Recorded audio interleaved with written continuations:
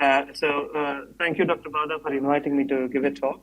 And thanks for Funny to getting me into this. You can see my background. I'll explain to that in a minute. This is not an artificial background. This is in real. So I'm a consultant surgeon based in UK, predominantly of GI cancers. We serve a population of about 2.5 million, and we're about a team of 4 surgeons, 5 specialist nurses, 6 registrars, and 3 specialist nurses, and 1 specialist dietitian. So we predominantly deal with all the upper GI cancers, that is gastric and esophageal cancers in the region. Next slide, please. So at the moment, I'm on a Kashmir to Kanyakumari trip. And this is the route that we mapped out before planning the entire route. Next slide, please. And these are all the different places we've visited so far. And at the moment, I'm in yesterday or day before yesterday. Next slide, please.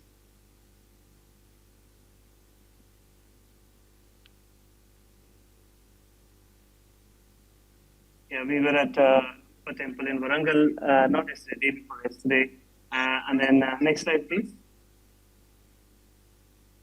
So I've been asked to intrathoracic anastomosis. As you are all probably already aware, most of our predominant disease is lower esophageal or gastroesophageal cancer. And it's predominantly adenocarcinoma. Of course, we do see squamous cell carcinomas in mid and upper esophagus. So when we our run-of-the-mill operation is a 2-stage Ivalovis type operation. So my practice is predominantly laparoscopic and thoracoscopic, or in the last few years, it's been predominantly robotic. Next slide, please. So this is the position I use for thoracoscopic.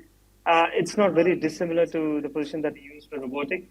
So it's a prone position, it's a swimmer's position. Staple is broken at the tip of the scapula, and I use 3 12mm ports. You can see the X marks where the ports are placed. Next position, next slide, please. And this is the thoracoscopic one. It's not very clear, unfortunately, because it was a last-minute notice. I couldn't get pictures for thoracoscopic, but you get an idea. Next slide, please. You get an idea where I placed my ports. Yeah, there you go. So those are the robotic ports. The same prone position as I explained to you earlier on, but the ports are slightly different. We've got 3 8mm robotic ports, 1 12mm robotic port at the lower end of the thorax for the stapler, and we have a 1 12mm lap port for an assistant port. You can see all the 3 robotic ports in the assistant port. The 2 little spots are for the chest drains, and the long incision is the external incision from the 12mm robotic port for the extraction of the specimen. Next slide, please. So essentially, whether the patient goes home as expected or not depends a lot on the anastomosis, as we all know. There are local factors and there are general factors. Local factors, we have to have 2 well-perfused ends, and that both ends should be absolutely tension-free, and there should not be any contamination. The general factors include the comorbidities like microvascular disease, smoking, diabetes, and also postoperatively, immediately postoperatively, if they were septic, there are inotropes that will clearly affect the integrity of the anastomosis and healing of the anastomosis. Next slide, please. So specific to gastroesophageal anastomosis, by default, the gastric conduit is ischemic. We all know that we chop the biggest artery, the left gastric, away, and then take away the left gastroepiploic artery and sometimes the right gastric artery. So the part of the stomach which was supplied by 5 different vessels are now supplied by 2 different vessels in one arcade. And then it's taken into the chest where the inspiratory and expiratory venous pressures and arterial perfusion pressures are very different. In fact, it's exactly the opposite. As we all know, the esophagus does not have a serosa, and therefore the mucosa is the strongest layer. Next slide, please.